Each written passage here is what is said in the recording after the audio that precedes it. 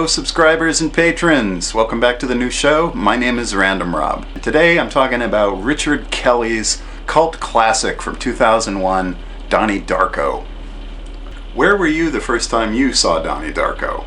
For me, it was coming home to my apartment after a late night of drinking and getting high and not being able to fall asleep and putting the movie on at about 4 in the morning and watching it by myself. And it absolutely terrified me. As I watched the movie, it felt to me as if Richard Kelly had somehow reached into my subconscious, tapping into a lot of my primal fears as a high school student in the 1980s. And it wasn't simply because the 80s period accuracy of the film was so spot on. It wasn't just because my high school mascot was a bulldog. It wasn't just because my high school had the call letters IHS, which can be seen over the entrance of the high school in the movie. It wasn't just because I was a moody teen who had emotional issues and who thought about science fiction and time travel a lot. Not just because I had a childhood crush on the actress Catherine Ross, who plays the psychiatrist in the film, but it was also because ever since I was very little, imagery of rabbits, and particularly dead rabbits, caused me extreme discomfort and anxiety, which relates to some childhood trauma that I won't go into here. So needless to say, the first time I saw Donnie Darko, it really pushed all my buttons. Now, Donnie Darko was a film that almost didn't make it into theaters. In fact, it barely made it into theaters as it was, but originally it was looking to be a direct-to-video release to the Starz channel. But two people got involved who changed that. One was Drew Barrymore, who helped distribute the picture, and Christopher Nolan, who also believed in the film and helped get it into theaters. Now, Donnie Darko, unfortunately, released without advertising. And this is allegedly due to the fact that the original ad campaign for the movie featured plane crash imagery. And this was 1 month after the 9/11 attacks. So it was felt that this advertising was just really bad timing, and the film ended up going into theaters without an advertising campaign. As a result, on its opening weekend, it made a little over $110,000, and was, through no fault of its own, considered a bomb. Luckily, the film caught on DVD and word of mouth, and today is considered one of the better offbeat fantasy films of that year. And I think the reason Donnie Darko holds up is that despite its loopy time travel plot, it's a really solid film. All of the performances are really good, and Jake Gyllenhaal, I think, is excellent. His character always seems to project this kind of primal urgency that fits very well with the tone and the narrative. In fact, I think most everyone involved with this film was so well chosen for what they did. You couldn't pull any of the pieces out and still have the film work as well as it did. Especially the Michael Andrews soundtrack. Michael Andrews has a way of combining piano and older synthesizers. In the case of the Donnie Darko soundtrack, I believe most of the music he played was with piano and a mellotron. Sidebar, I love mellotrons. I would love to have one. But there's just something about his soundtrack for Donnie Darko that's so evocative and spooky and funereal. It just makes the movie. The film simply wouldn't work without it. Now, what was the time travel plot about?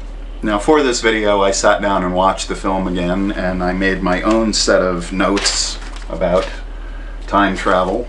I did not troll a wiki for this explanation, but I will point out, if you And I am not sure if these materials ended up on the Blu-ray, on any of the Blu-ray releases of the film, but when Donnie Darko was originally released on DVD in 2002, among the supplementary materials on the disc was a PDF of Roberta Sparrow's Philosophy of Time Travel.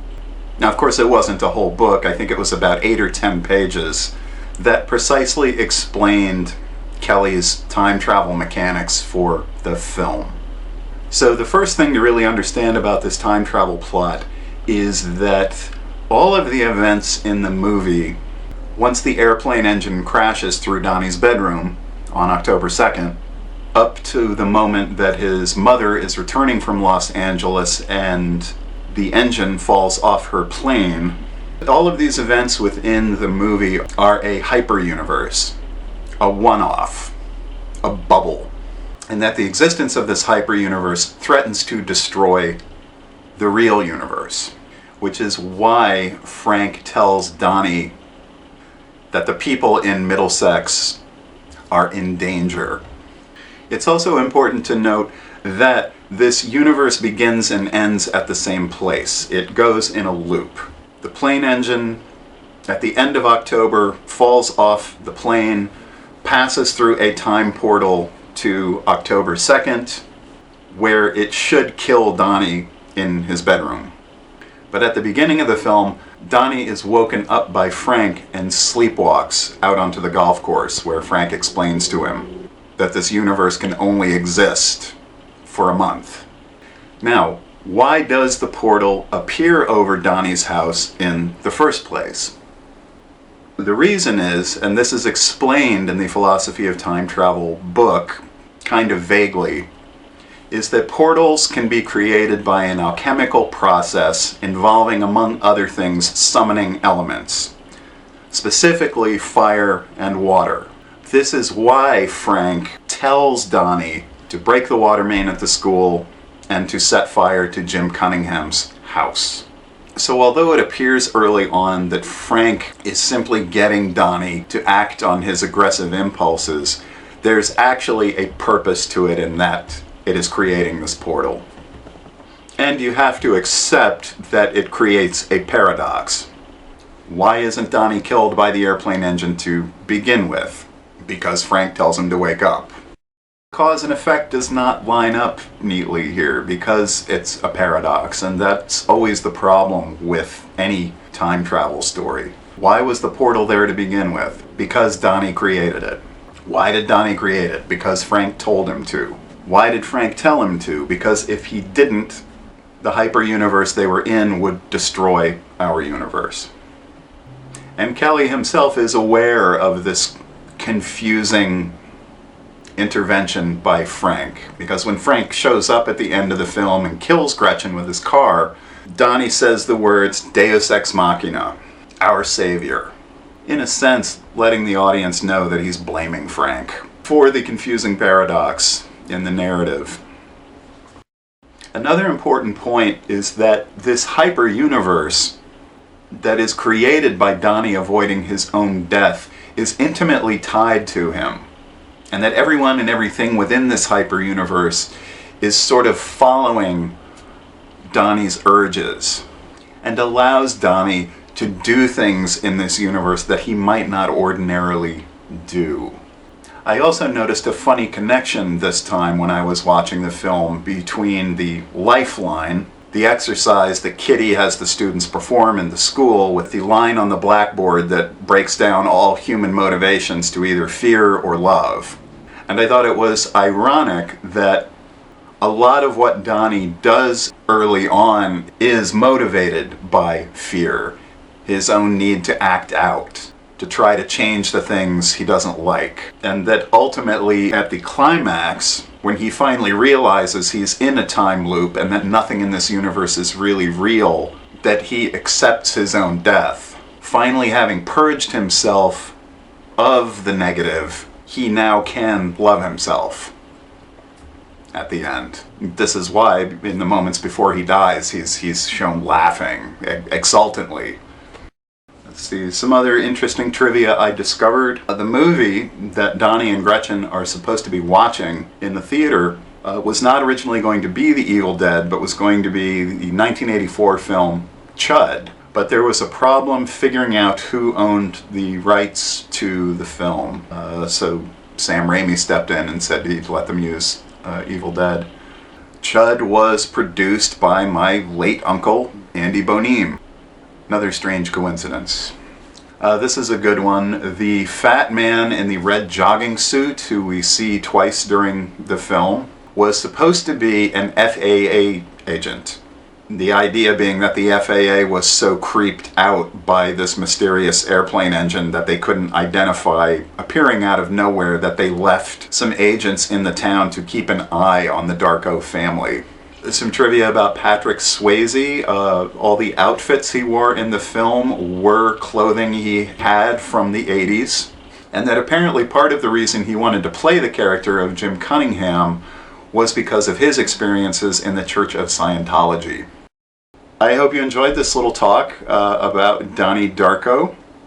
And this film brings up so many strong childhood memories for me that it's hard for me to imagine that it doesn't affect other people that way. Do you have any weird associations with this film? Let me know in the comments below. And if you liked what you heard, press the like button and subscribe. And consider becoming a patron of the new show. I could use your help. Alright, this is Random Rob. Till next time.